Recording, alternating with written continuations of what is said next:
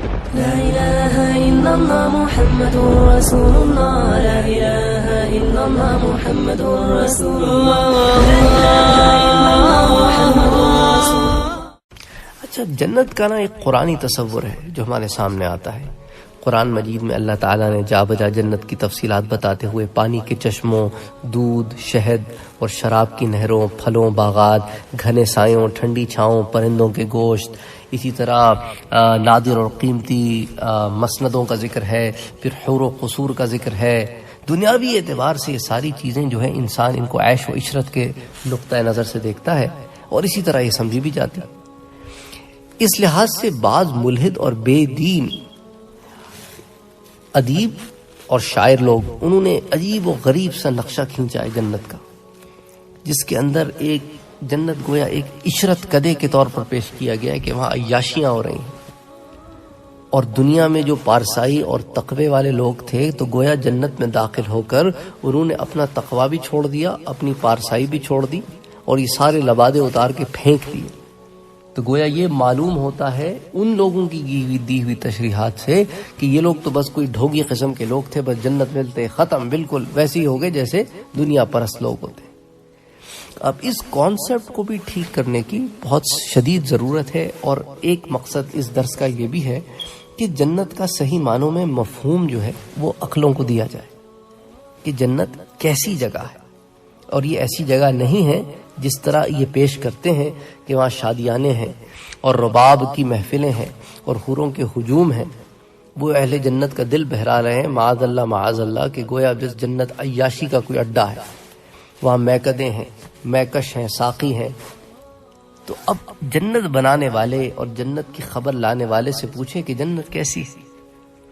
اللہ تعالیٰ قرآن مجید میں فرماتے ہیں کہ جنتی لوگ جب جنت میں داخل ہوں گے تو ان کا استقبال کرنے والے فرشتے سلام علیکم کہیں گے، اور یہ کہہ کر ان کا استقبال کریں گے. جو عیاشی کے اڈے ہوتے ہیں دنیا میں، کیا وہاں پر اس طرح کی گریٹنگز ہوتی ہیں؟ جہاں داخل ہونا ہی سلامتی کا موجب ہو، وہاں پھر گناہ کا رنگ ڈال کے پیش کرنا یہ تو سراسر زیادتی ہے. پھر وہ کہیں گے طب تم بہت اچھے رہے، یہ کہہ کر انہیں مبارکباد دیں گے، جس پر پھر جنتی لوگ الحمدللہ کہہ کر اللہ تعالیٰ کا شکر ادا کریں گے. یہ سورہ زمر کی آیات ہیں 73-74، یہ سب قرآن سے بتا رہا ہوں میں. اچھا، اہل جنت جو ہے ہر سانس کے ساتھ اللہ تعالیٰ کی تسبیح سبحان اللہ کہیں گے، اللہ کی تمہید الحمدللہ کہہ کر بیان کریں گے. جب ایک دوسرے سے ملیں گے تو السلام علیکم کہیں گے. جب آپس میں گفتگو کریں گے تو اس کا خاتمہ الحمدللہ رب العالمین پر ہوگا. یہ بھی سورہ یونس میں آپ چاہیں تو آیہ نمبر 10 میں پڑھ سکتے ہیں. یہ ساری باتیں موجود ہیں قرآن میں. پھر قرآن میں سورہ واقعہ میں اللہ تعالیٰ فرماتے ہیں کہ جنتی لوگ کوئی فضول، بیہودہ، فحش، جھوٹی اور لغو بات نہیں کریں گے اور نہ سنیں گے. اچھا، جنت کی حوریں اہل جنت کے لیے یقیناً سامان لذت مہیا کریں گی، لیکن یہ حوریں نہ آوارہ مزاج ہوں گی، نہ بے پردہ ہوں گی، نہ بے حیا ہوں گی، نہ ہی غیر محرموں سے آنکھیں ملانے والی یا لڑانے والی ہوں گی، بلکہ انتہائی شرم و حیا کی پیکر ہوں گی، نیک سیرت ہوں گی، با پردہ ہوں گی. ایسی ہوں گی جنہیں ان سے پہلے، جنتیوں سے پہلے جس جنتی کو عطا کی جائیں گی ان سے پہلے کسی نے نہ چھوا ہوگا. اپنے شوہروں سے پیار کرنے والی ہوں گی. سورہ رحمان اٹھا کے دیکھ لیں، آیہ نمبر 56 سے 70 تک. سورہ واقعہ دیکھ لیں، آیہ نمبر 22، 23، 35، 37. سورہ بقرہ آیہ نمبر 25. کئی آیتیں ہیں اس ضمن میں. اچھا، قرآن مجید کی تعلیمات کو سامنے رکھتے ہوئے یہ اندازہ لگانا مشکل نہیں کہ جنت بلا شبہ عیش و عشرت کی جگہ ہے، لیکن اس عیش و عشرت کا تصور تقوی، نیکی، پرہیزگاری، پاکیزگی ان معیاروں سے وابستہ ہے. تو جنت کا ایک معیار ہے، لیکن دنیا پرست لوگ دنیا والوں کو اٹریکٹ کرنے کے لیے جنت کو بھی دنیا جیسا ہی بنا کر پیش کرتے ہیں. تو وہ جو اپنے ذہن کا گند ہے وہ دوسرے ذہنوں میں منتقل کر کے معاذ اللہ جنت جیسی پاکیزہ چیز کے معیار کو یوں بیان کرتے ہیں. یہ وہی جنت ہے جس کا مطالبہ اللہ تعالیٰ نے عباد الرحمن سے دنیا میں کیا تھا، جسے وہ اپنی تمام تر محنت اور ریاضت کے باوجود حاصل نہ کر پائے۔ یہی عباد الرحمن جب جنت میں داخل ہوں گے تو اللہ تعالیٰ اپنے فضل و کرم سے انہیں تقوی، نیکی، پرہیزگاری، پاکیزگی، یہ ان تمام معیارات کو جن پہ وہ زندگی دنیا میں گزارتے رہے تھے، انہی معیارات کے اوپر وہاں پر بھی زندگی گزارنے کا ایک موقع فراہم کریں گے، اور وہ ابدی زندگی ہوگی۔ تو جن چیزوں کا خیال یہاں رکھنا تھا وہاں تو ان چیزوں کا اور اعلیٰ خیال ہے۔ تو جنت کے اس ماحول کو سامنے رکھیے اور پھر لمحے بھر کے لیے تصور کیجئے کہ کون سا ایسا مسلمان ہوگا جو جنت میں داخل ہونے کے بعد حور و قصور اور مشروبات سے پہلے اپنے محسن اعظم، ہادی عالم، شفیع المذنبین، رحمت للعالمین، امام الانبیاء، سید الاتقیاء کے رخ انور کی ایک جھلک دیکھنے کی تڑپ نہ رکھتا ہوگا۔ تو یہ ایک عجیب سا کانسیپٹ پیش کیا جاتا ہے۔ وہاں تو جو مومنین داخل ہوں گے ان کی تو نگاہ اپنے رب کی طرف ہوگی، وہ تو تڑپ رہے ہوں گے کہ ہمیں کوئی موقع ملے ہم اب بھی اپنے رب کی حمد بیان کریں۔ وہ حضور اکرم صلی اللہ علیہ وآلہ وسلم کے رخ انور کی ایک جھلک دیکھنے کے لیے تڑپ رہے ہوں گے۔ تو اب دیکھیں نا، یقیناً اربوں نہیں بلکہ کھربوں نفوس قدسیہ، جن میں انبیاء بھی ہیں، صلحاء بھی ہیں، شہداء بھی ہیں، ابرار بھی ہیں، اخیار بھی ہیں، علماء بھی ہیں، فقہاء بھی ہیں، وہ سب شامل ہوں گے اور آپ صلی اللہ علیہ وآلہ وسلم کی زیارت کے منتظر ہوں گے۔ تو میرا بھائی، کون سا ایسا جنتی ہوگا جس کے دل میں شجر اسلام کی اپنے خون سے آبیاری کرنے والے عشرہ مبشرہ، شہدائے بدر، شہدائے احد، اصحاب شجر یعنی بیعت رضوان، حدیبیہ والے اور دیگر صحابہ کرام کو ایک نظر دیکھنے کا شوق، اس کے کیسا تڑپ رہا ہوگا اس کا دل کہ میں ان لوگوں کی تو پہلے زیارت کر لوں، باقی چیزیں تو بعد میں آئیں گی۔ پھر تابعین ہیں، تبع تابعین ہیں، کتنی عظیم ہستیاں ہیں۔ حور و قصور اور محلات میں تو بعد میں جاؤں گا، پہلے سیدنا عبد القادر جیلانی رحمت اللہ علیہ کا تو ایک زیارت ہو جائے، سری سقطی کی زیارت ہو جائے، جنید بغدادی کی زیارت ہو جائے، اپنے بڑے بڑے بزرگان دین شاہ ولی اللہ کی زیارت ہو جائے، شاہ ولی اللہ محدث دہلوی کو ایک دفعہ دیکھ لوں۔ تو اب یہ ساری تڑپیں بھی تو ہوں گی نا، اللہ والوں کو ایک دفعہ دیکھ لوں۔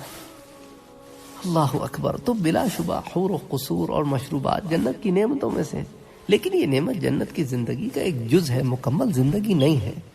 جنت کے پاکیزہ، صاف اور ستھرے ماحول میں اہل جنت کے لیے حور و قصور کے علاوہ بھی بہت سارے مشاغل اور دلچسپیاں ہوں گی، جن سے ہر جنتی اپنی اپنی رغبت اور اپنے اپنے ذوق کے مطابق اپنے آپ کو مصروف رکھے گا۔ دین اور مذہب سے بیزار، قرآن اور حدیث سے ناآشنا بیچارے ان دانشوروں کو کیا معلوم کہ جنت میں اہل علم کے لیے اللہ نے ان کی آنکھوں کی ٹھنڈک اور دل کے قرار کے لیے حور و قصور کے علاوہ کیا کیا نعمتیں رکھی۔ جنت کا حدود اربع، جنت کی زندگی، سبحان اللہ سبحان اللہ۔ پتہ ہے کو عربی زبان میں جنت جو ہے وہ باغ کو کہتے ہیں، یہ لغوی معنی ہے۔ اس کی جمع جو ہے وہ جنات ہے اور جنان ہے یعنی باغات۔ اس جنت کا حدود اربع کیا ہے، اس کا ٹھیک ٹھیک اندازہ لگانا، ادراک لگانا نہ صرف مشکل بلکہ ناممکن ہے۔